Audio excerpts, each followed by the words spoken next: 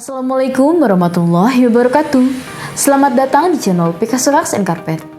Video kali ini kami ingin berbagi tata cara menyembelih hewan kurban sesuai syariat Islam. Ibadah kurban adalah termasuk dalam ibadah makdo, yaitu suatu ibadah yang terikat waktu, rukun, dan persyaratan tertentu. Ibadah kurban bertujuan untuk mendekatkan diri kepada Allah dengan cara menyembelih binatang ternak seperti sapi, kambing, domba, maupun unta yang dilaksanakan pada tanggal 10 Zulhijjah.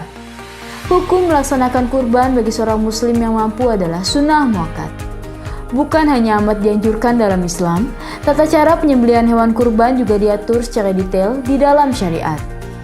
Berikut 8 tata cara menyembelih hewan kurban yang sesuai dengan syariat Islam. Yang pertama, menyiapkan alat. Sebelum menyembelih hewan kurban, persiapkan alat yang nantinya akan digunakan untuk menyembelih. Alat yang digunakan boleh berupa pisau, golok, maupun pedang.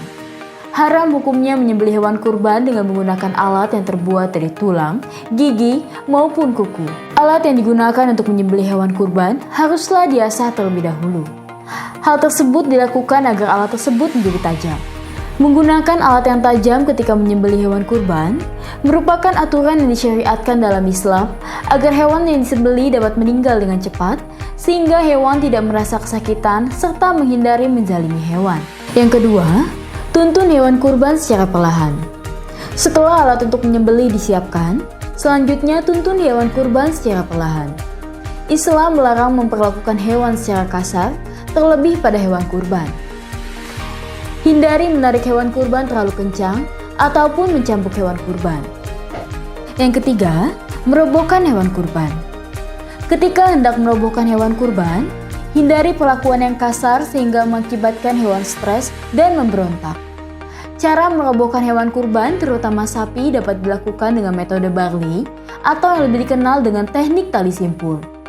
Teknik ini sangat efektif untuk merobohkan sapi dengan mudah dan tidak membutuhkan banyak tenaga sekalipun sapi memiliki ukuran yang besar. Berikut cara merobohkan sapi menggunakan teknik tali simpul. Siapkan tali tambang dengan panjang yang telah disesuaikan dengan ukuran tubuh sapi. Umumnya tali tambang yang digunakan berukuran 15 meter. Letakkan tali di depan punuk sapi, kemudian ujung tali ditarik dan dilewatkan di antara kaki depan. Kedua ujung tali yang telah dilewatkan di antara kaki depan tersebut, kemudian ditarik ke atas dan disilangkan di punggung sapi tepat di belakang punuk sapi. Setelah disilangkan di atas punggung sapi, kedua ujung tali ditarik ke bawah, kemudian dilewatkan antara kaki belakang sapi. Terakhir, tarik kedua ujung tali yang telah dilewatkan di antara kaki belakang sapi secara bergantian dan perlahan-lahan. Sapi akan kehilangan keseimbangan dan kemudian roboh perlahan tanpa perlawanan. Yang keempat, membaca basmalah. Membaca basmalah ketika menyembelih hewan kurban sangatlah dianjurkan dalam Islam. Bahkan beberapa ulama berpendapat bahwa membaca basmalah sebelum menyembelih hewan kurban adalah wajib. Namun beberapa ulama lainnya berpendapat menyembelih hewan kurban dengan hanya menyebut nama Allah pun sudah dikatakan sah. Hal tersebut berdasarkan firman Allah Subhanahu wa Ta'ala dalam surat Al-An'am ayat 121 yang berbunyi, "Dan janganlah kamu memakan binatang-binatang yang tidak disebutkan nama Allah ketika menyembelihnya. Sesungguhnya perbuatan semacam itu adalah suatu kefasikan." Yang kelima, membaca niat.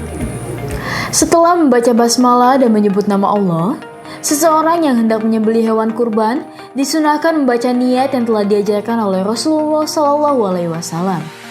Terdapat 2 niat menyembelih hewan kurban. Yang pertama adalah niat untuk diri sendiri, yaitu bagi seseorang yang menyembelih hewan kurban untuk dirinya sendiri. Yang kedua adalah niat untuk menyembelih di mana yang mengeluarkan hewan kurban adalah orang lain. Niat menyembelih hewan kurban untuk diri sendiri dengan nama Allah, Allah Maha Besar. Ya Allah, ternak ini darimu dan untukmu. Kurban ini dariku. Hadis riwayat Muslim dan Baihaqi. Niat menyembelih untuk orang lain. Dengan nama Allah, Allah Maha Besar. Ya Allah, ternak ini darimu dan untukmu. Kurban ini dari si fulan. Hadis riwayat Muslim dan Baihaqi. Yang keenam, memotong leher hewan kurban. Ketika memotong hewan kurban, wajib dilakukan dengan sekali gerakan. Hal tersebut dilakukan agar hewan kurban dapat meninggal dengan segera dan menghindari menyakiti hewan kurban. Oleh sebab itu, penggunaan alat yang sangat tajam amatlah penting ketika menyembelih hewan. Memotong leher hewan kurban yang dimaksud bukanlah memotong hingga kepala hewan terputus, akan tetapi hanya memotong 3 saluran yang ada di leher hewan, yaitu adajan atau urat nadi, al-hukum atau saluran nafas, dan al-mari atau saluran makan.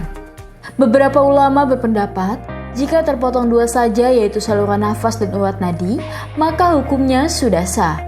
Dianjurkan ketika menggoreskan pisau atau golok ke leher hewan, berbarengan saat hewan mengembuskan nafas, bukan ketika hewan mengambilkan nafas. Hal tersebut dilakukan agar hewan tidak merasa kesakitan saat saluran nafasnya terpotong. Hal tersebut hukumnya tidak wajib, melainkan cara yang dianjurkan oleh Rasulullah SAW. Yang ketujuh, membaca doa. Setelah proses penyembelihan selesai dilakukan, baik yang mengeluarkan kurban maupun yang menyembelih hewan kurban disunahkan membaca doa berikut. Ya Tuhanku, hewan ini adalah nikmat darimu, dan dengan ini aku bertakarub mendekatkan diri kepadamu. Maka terimalah takarubku, wahai Tuhan yang maha pemurah. Yang kedelapan, membagi daging hewan kurban.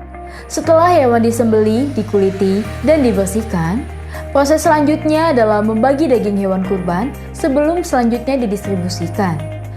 Berikut aturan pembagian daging hewan kurban sesuai syariat Islam.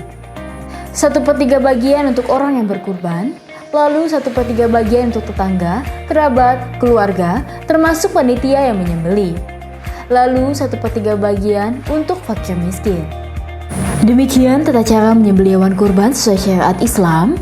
Semoga yang berkurban tahun ini serta yang bertugas sebagai panitia kurban mendapatkan kebaikan serta keberkahan.